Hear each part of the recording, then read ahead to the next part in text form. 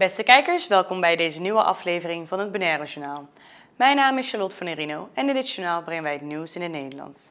We beginnen onze uitzending. We hebben de gezaghebber met de volgende statement van afgelopen vrijdag, 15 mei.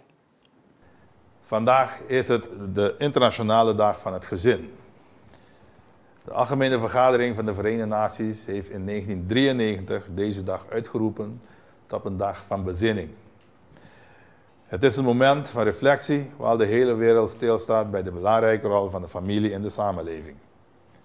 Vandaag zien we meer dan ooit hoe belangrijk het is dat er in gezinnen eenheid, liefde, vrede, verdraagzaamheid en onderlinge steun is. Vandaag treedt ook een nieuwe noodverordening in werking. Sommige maatregelen zijn opnieuw versoepeld. Maar dat neemt niet weg dat iedere burger zelf verantwoordelijk is om zich stipt aan de hygiënische regels te houden en aan de regels van social distancing. Nachtclubs, sauna's, spa's en zwembaden zijn weer onder strikte voorwaarden open voor het publiek. Sportcompetities zijn nog steeds niet toegestaan. En voor de Hotel El Paraíso geldt alleen de bar dat geopend mag zijn. Het is nog steeds niet toegestaan om evenementen te houden waarvoor een vergunning is vereist. De regels om op zijn minst 1,5 meter afstand van anderen te houden, met niet meer dan 50 mensen op één plek te zijn en de hygiëneregels blijven ook in deze nieuwe noodverordening van kracht. Ik wil nog 1 keer benadrukken dat mocht blijken dat het virus weer op ons eiland actief is, dat wij dan overgaan tot strengere maatregels die gevolgen kunnen hebben op onze manier van leven. Ik wil nu meteen overgaan naar een ander onderwerp.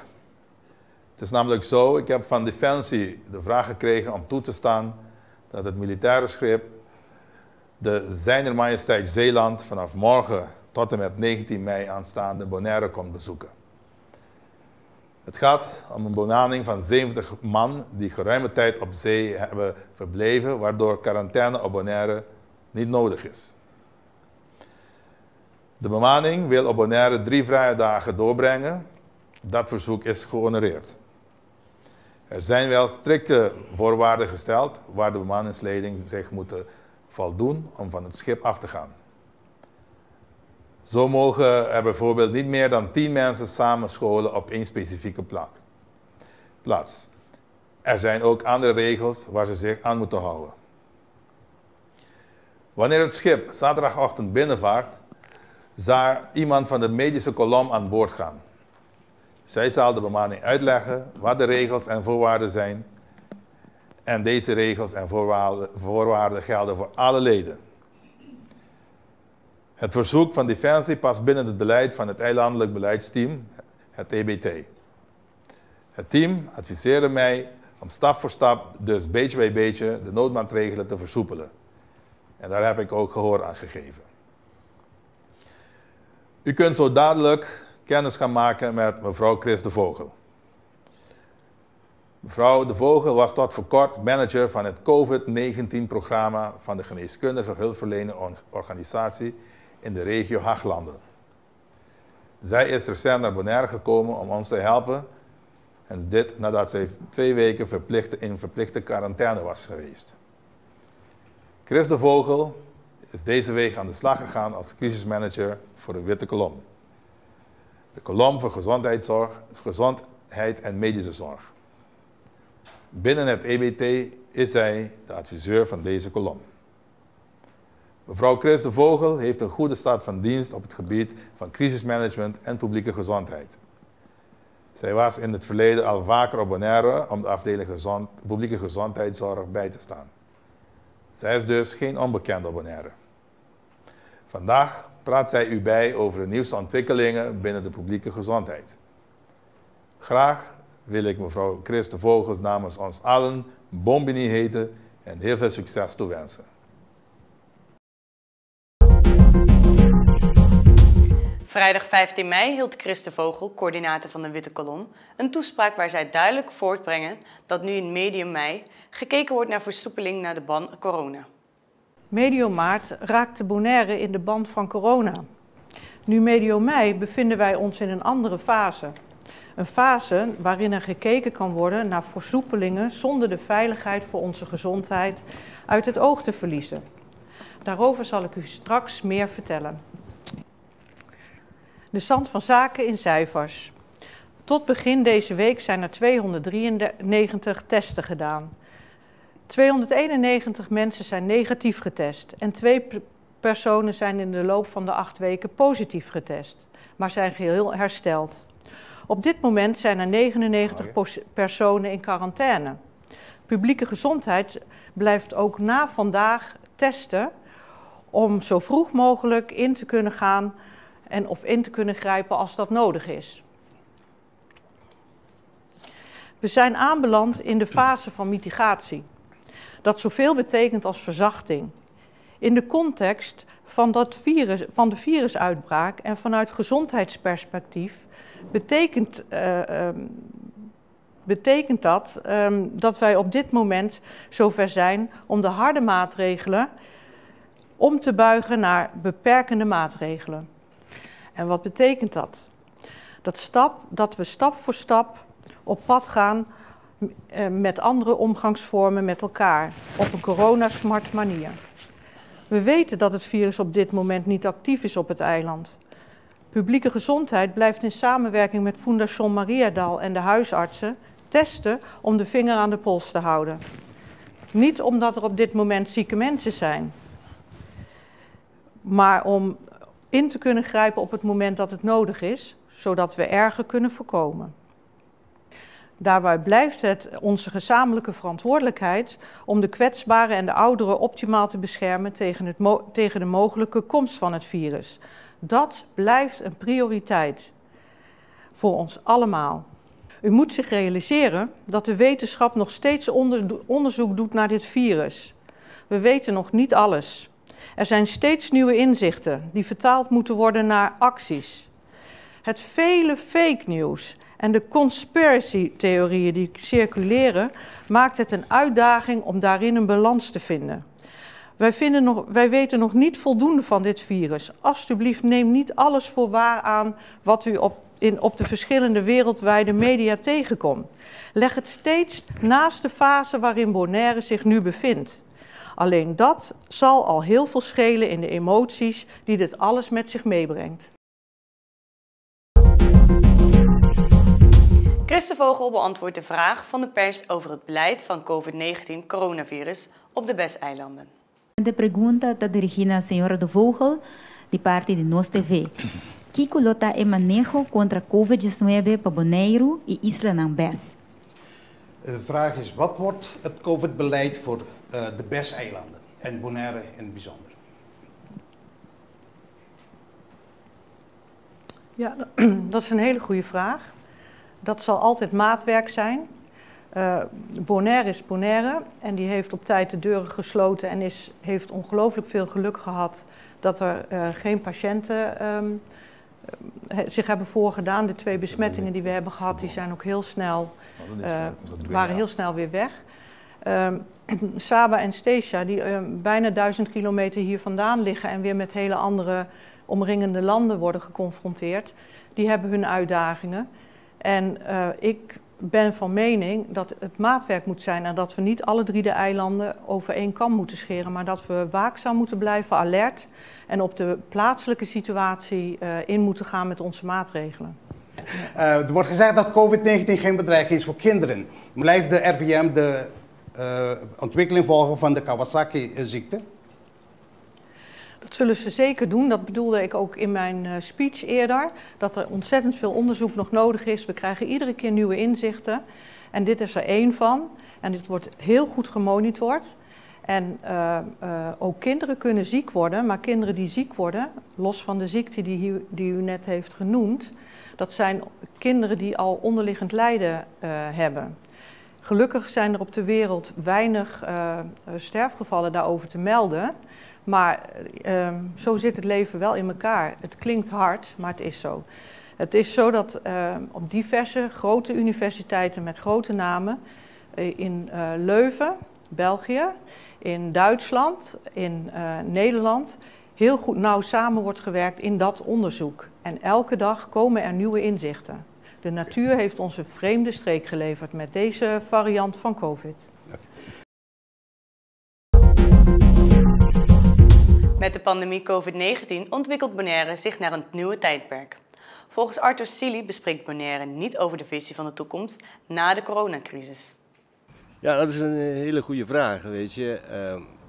Ik voel me een beetje teleurgesteld hier op Bonaire, want de overheid zegt niks van wat gaat er gebeuren. Er wordt nog steeds gehamerd op we hebben geen geval, er zijn zoveel mensen getest, er zijn zoveel mensen positief, er zijn zoveel mensen in quarantaine en al dat soort dingen. Maar we moeten nu echt duidelijk naar een nieuwe visie, naar wat gaat er gebeuren na coronatijdperk.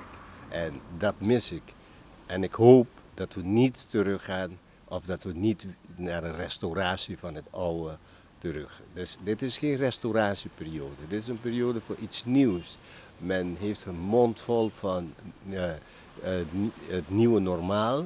Maar we kunnen niet meer normaal zijn. Er zijn zoveel dingen gebeurd. Het heeft zoveel impact gehad op de samenleving. Dat we nu moeten kijken naar nieuwe ideeën, nieuwe visie. En er is niet voor niets naar voren gebracht dat al die plannen zoals masterplan, blue economie en toerisme en over dat soort dingen, die kun je makkelijk en rustig in een prullenbak gooien, want we moeten nu naar iets nieuws. Dus ik hoop dat er snel een plan op tafel komt met nieuwe ideeën vanuit het bestuurscollege. Dat we zeggen, jongens, hier gaan we naartoe. Dit is de weg die we moeten gaan bewandelen, want we moeten naar iets nieuws. We zullen te maken krijgen met achteruitgang in de toerisme-industrie. Er zullen werkloosheid komen. Er zullen problemen ontstaan voor mensen die eigen zaak hebben. Er zullen dan kinderen de dupe van worden, mensen die school afmaken. Misschien krijgen ze geen werk. Als ze werk krijgen, waar moeten ze gaan werken? En de overheid moet ook gaan inkrimpen.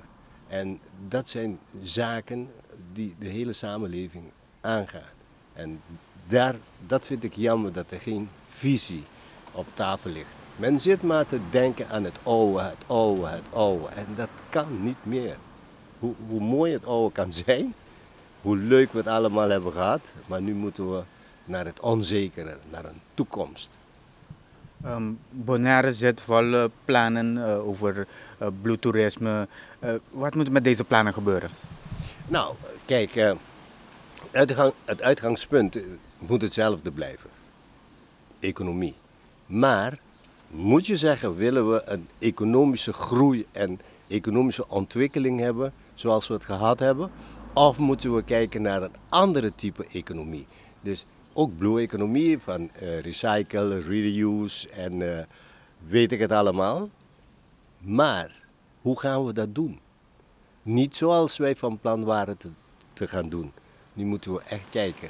Dus economische groei, economische ontwikkeling, die zijn niet meer aan de orde van de dag. Wij moeten nu kijken naar wat voor type economie. Onze eigen lokale economie moet nu, naar mijn mening, nadruk krijgen. Dat gaat om onderwijs, over onze gezondheidszorg, over onze landbouw, onze visserij, onze veeteelt en onze cultuur. Als we willen naar grote hotels, grote toeristenboten en weet ik het allemaal, die tijd is voorbij. Wij gaan nu naar de reclame en zijn zo bij u terug.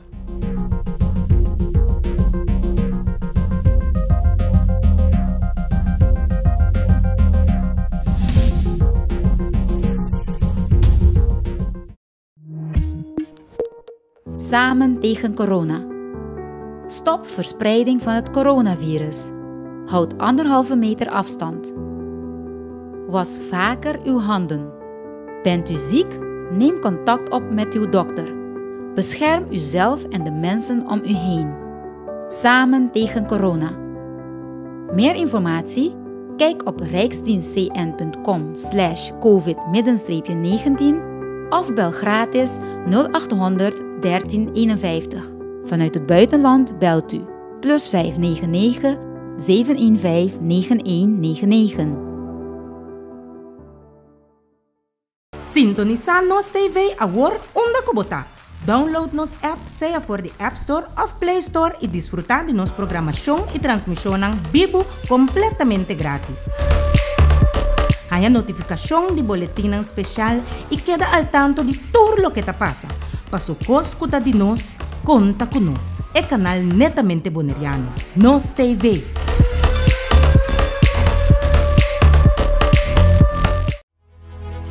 Tu tem sonho of mais, pero quando tá com a pessoa que está trabalhando ribanan e com nós por ajudar para realizar isso aqui não? Sonho te dando contesta.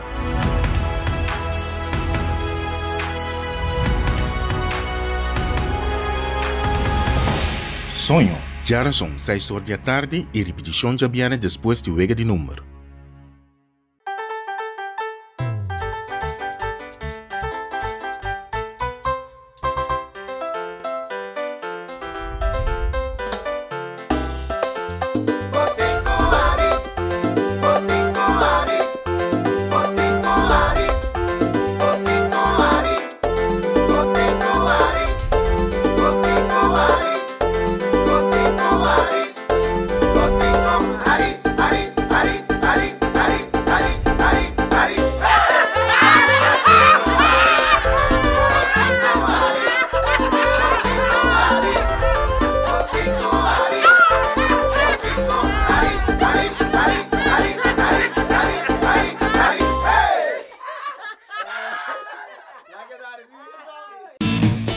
Share nos website kubo sernan keri ding exterior y laganan tambe experiencia nos programación www.nostvbonaire.com.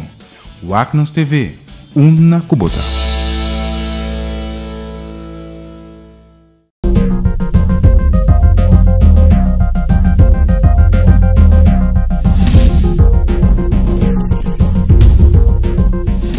Welkom terug bij het Bonaire Journaal.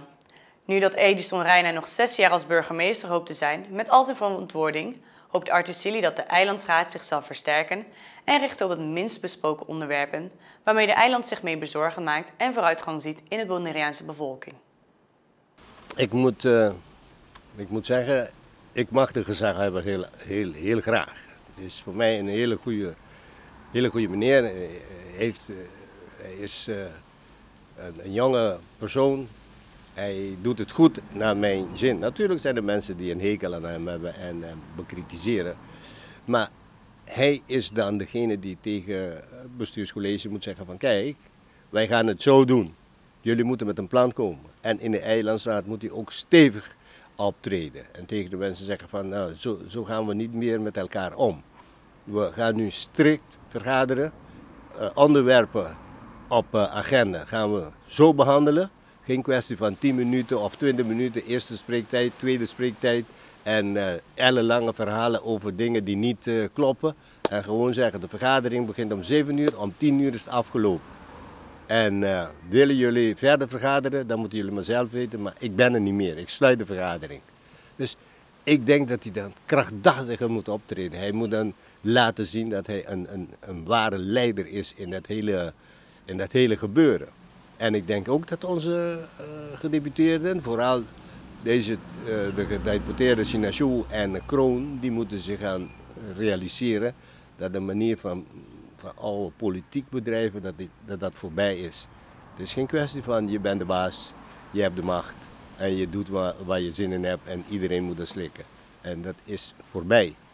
En dan moet de Eilandsraad ook hard optreden en zeggen van hé, dit pikken wij niet. Wij zijn jouw werkgever, dus dit soort zaken moet je achterwege laten. Of je krijgt een motie van wantrouwen aan je broek.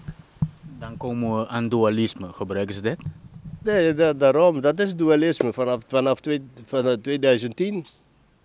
Want we zijn al 10 jaar in dualisme. Maar we zijn al meer dan 60 jaar in monisme. Dus 60 jaar, ja.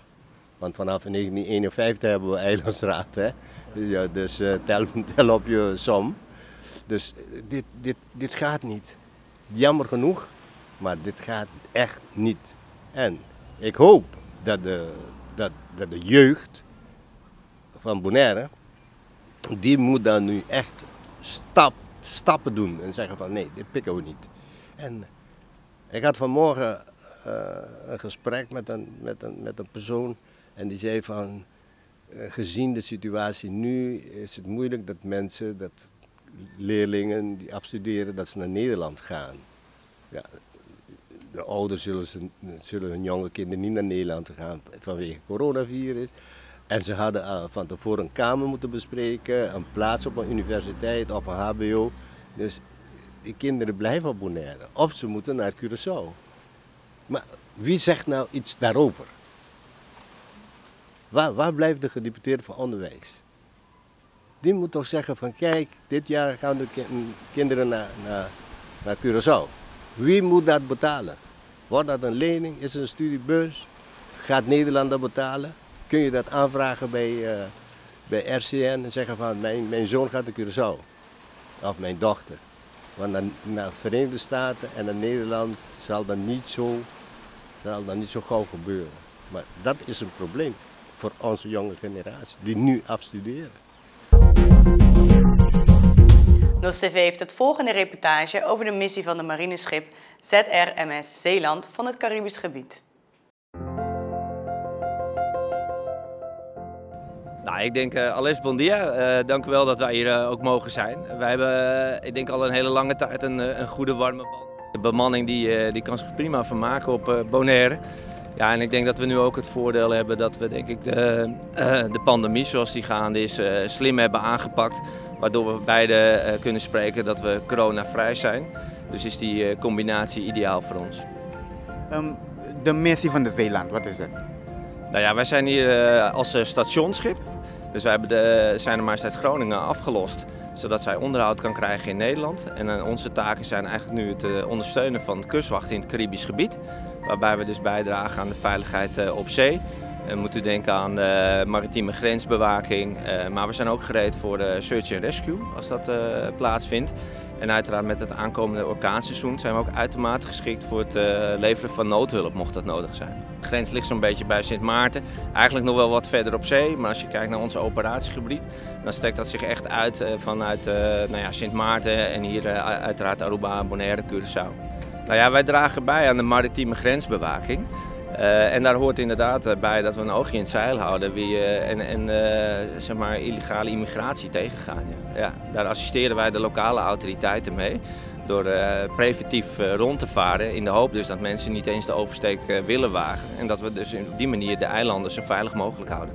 Nou ja, in principe, wij hebben ook op dit moment de luxe van dat de Karel Dolman in het gebied vaart. En dat betekent dat we op zee ook brandstof kunnen laden. Dus daarvoor hoeven we eigenlijk niet naar binnen.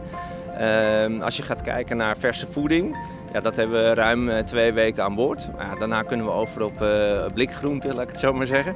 Dus wij kunnen het echt wel heel lang volhouden. En dat kan echt wel richting een maand gaan. Ja, tegen die tijd heeft de bemanning af en toe wel behoefte aan wat rest in recreation, zoals we dat noemen. En daarvoor liggen we nu echt perfect op Bonaire. Nou, dat is uitstekend. Ik heb zelf kitelessen gevolgd. Gaat nog niet helemaal perfect, dus we moeten misschien nog wel een keer terugkomen.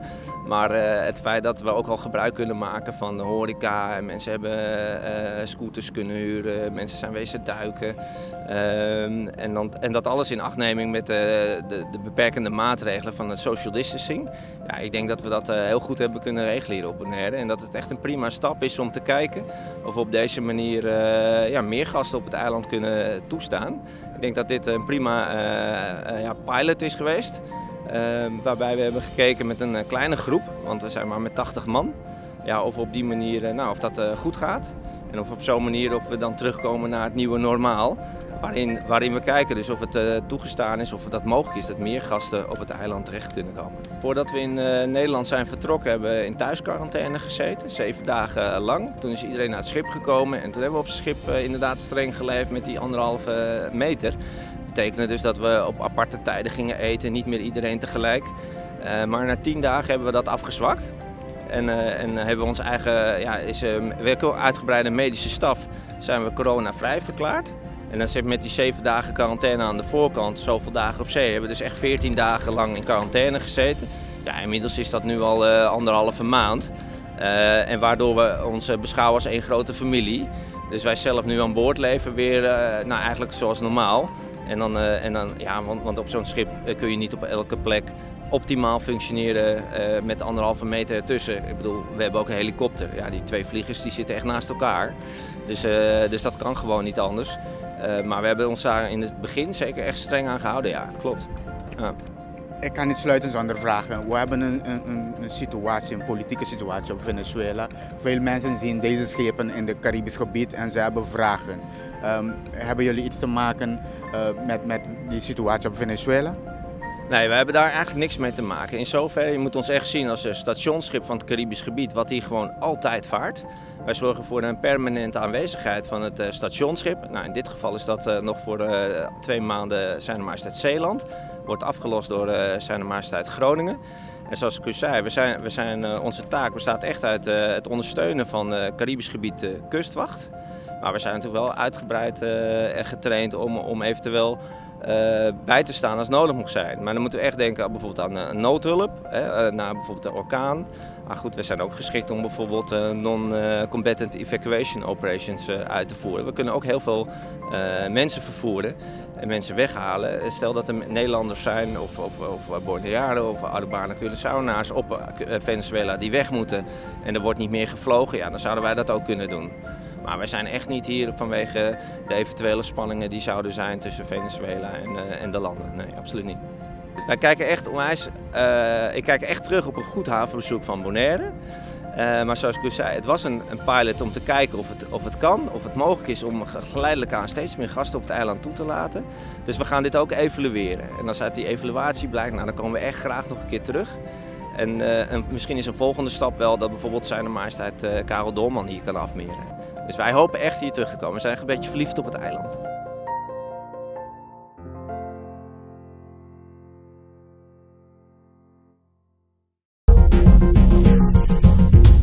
Curaçao, Aruba en Sint Maarten hebben nog niet ingestemd met de Nederlandse voorwaarden voor structurele financiële hulp in de coronacrisis. Er komt daarom nog geen extra geld uit Nederland. Caribisch Netwerk spreekt met Anthony Beginia. De manier, dus dat je zegt van nou, jij moet bezuinigen, want anders kan ik jou niet steunen. Dat vind ik geen slechte voorstel. Het is geen indecent proposal. Maar om tegen jou te zeggen van, jij moet 5% daarvan halen, 6%. Het is niet één smaak. Je kan ook tot hetzelfde resultaat komen op verschillende manieren. En verder waar ik mij echt ook druk om maak en ook soms zelfs een beetje boos om maak, is gewoon het retoriek van alsof de politici en de overheids-NV's, alsof er een groep mensen zijn die zich zodanig verrijken ten koste van het volk en dat het daardoor slecht zou gaan. We hebben als dit kabinet al lang maatregelen genomen tegen de hoge salarissen van de NV-directeuren. Wij hebben gewoon zelfs in onze eigen salaris al lang gekort. Dus het is niet zo. Mensen moeten soms weten dus dat mensen niet eens ambtenaar willen worden. Omdat je daar minder betaald wordt dan bij de private sector. Dus nu in alle gesprekken van de staatssecretaris, dan lijkt het net alsof het een bende is waar iedereen maar in de portemonnee graait. En dat daardoor deze crisis zo groot is. We hebben het over, eigenlijk, daar gaan we ook aan pakken. Daar zijn we ook mee bezig. Maar je hebt het niet over bedragen waar het om gaat, omdat je dat een crisis mee kan bestrijden. Het is allemaal symbolisch. En dit zijn ook de gesprekken dan die u voert met staatssecretaris Knops?